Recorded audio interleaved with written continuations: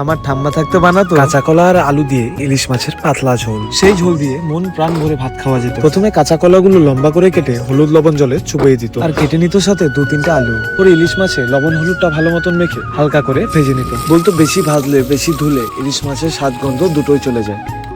ফোড়নে দিত কালো জিরা, আলু আর কাঁচা কলাটাকে একসাথে ভেজে নিত। লবণ হলুদটা কড়াইতেই ছিটিয়ে দিত আর ব্যবহার করতো বাটা মশলা, জিরে বাটা, লঙ্কা বাটা। মশলাটা একটু ভাজা ভাজা হয়ে আলুর গায়ে লেগে আসলে 1 কাপ দুধ ঢেলে দিত, আর মধ্যে মধ্যে ইলিশ মাছটা হওয়ার আগে আলু কাঁচা কলার কষানোটা দিয়েই ভাত খেয়ে নিতাম। কষানোটা ভালো মতন হয়ে গেলে দিয়ে দিত পরিমাণ মতো জল।